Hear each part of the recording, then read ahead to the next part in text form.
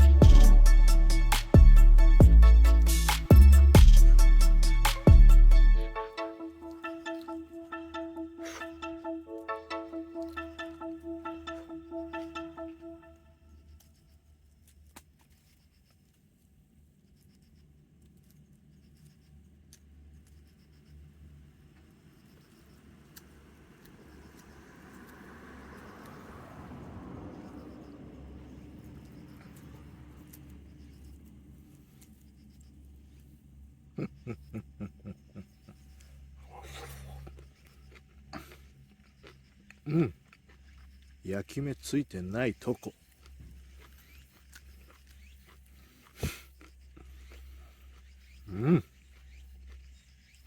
そのものの味。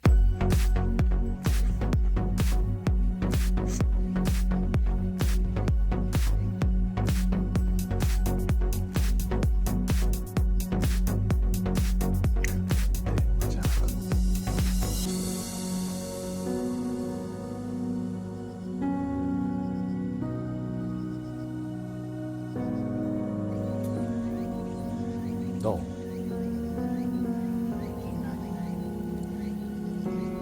ダイソー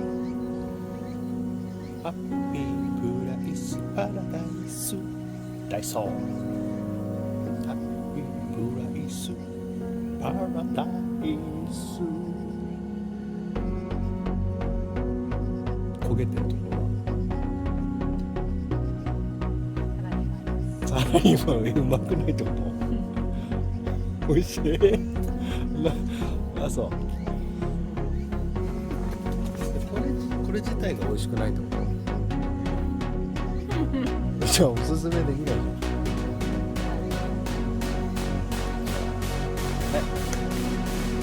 NBworksはスイートコーンを